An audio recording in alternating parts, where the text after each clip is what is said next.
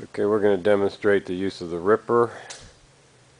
We're going to pull a slate out with the ripper. Go ahead.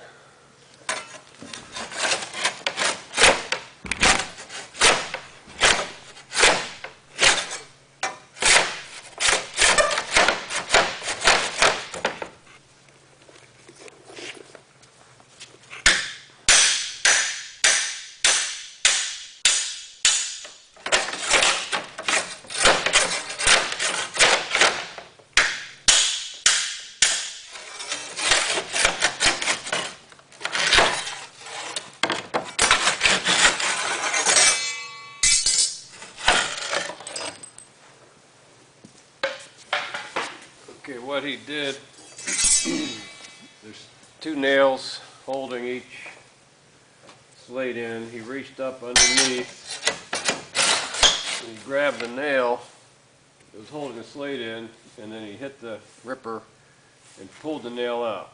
There's the nail, the whole nail. You are not cutting the nails. You're pulling them out whole. When you use a ripper, you never pull up on a ripper like this. You'll break the slate. The ripper has to be held flat against the roof and kept flat against the roof. All the force has to be down parallel to the direction of the slate. Sometimes something breaks underneath there and you can't get it out, so you use the pointed end of the ripper. You find it, and then you hit the bottom of the ripper with a hammer to work it back. You can work it back and forth and break it off, but basically that's how the ripper works. Okay, we just pulled this slate out here, and we're going to replace it now with a replacement slate using a slate hook. So we're going to demonstrate the use of the slate hook here for replacing a slate.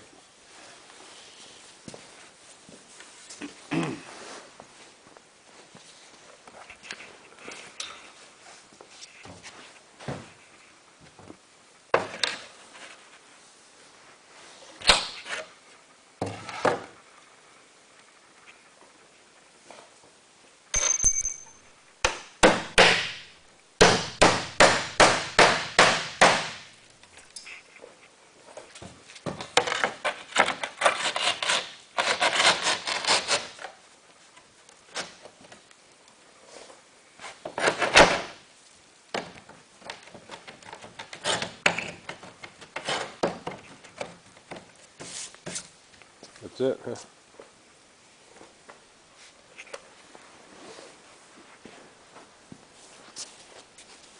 Okay, that's all there is to it. Replacing that slate. That's a stainless steel slate hook. It'll last forever.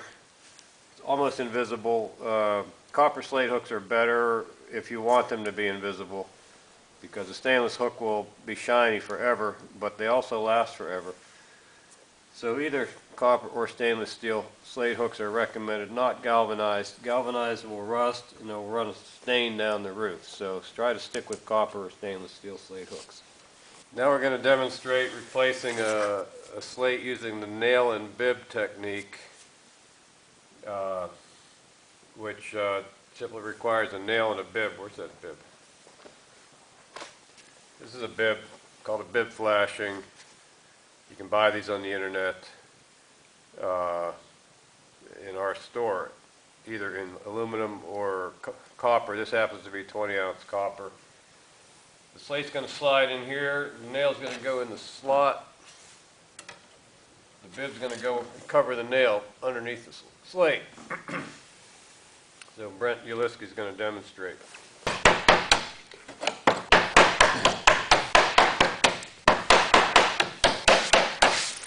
Chipped out a little bit of space so the nail head can fit through that slot.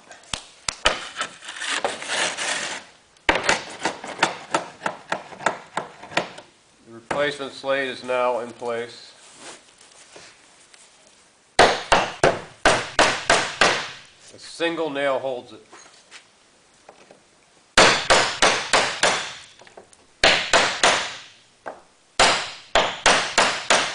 The nail head has to be set down in, which is why the bolt is used.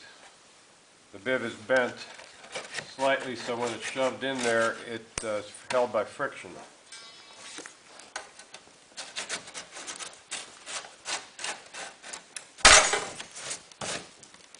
That's the nail and bib technique. It's very common and probably the most common slate replacement technique. It lasts indefinitely and there's nothing visible.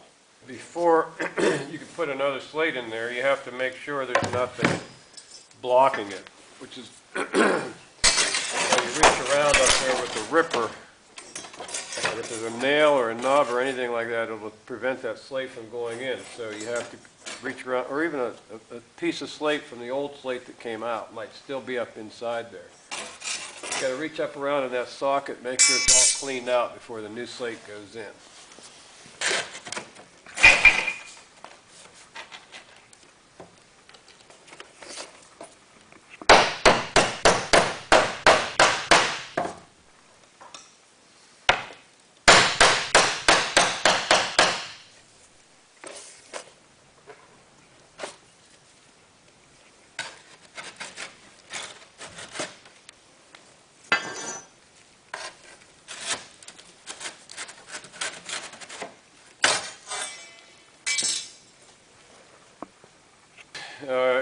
If an old slate roof is nailed together with galvanized nails, then you should be using galvanized nails for the replacement slates. If the roof is nailed with copper nails, you should use copper nails for the replacement slate.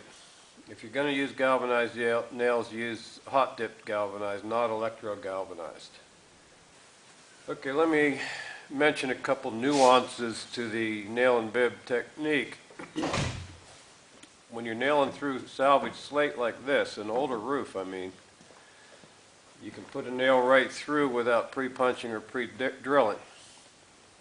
However, if this is new slate and you're trying to put a nail through, you're probably going to have to pre-drill it with a 3/16 drill bit. On new slate, we recommend using the slate hooks. That way you don't have a hole anywhere in the roof.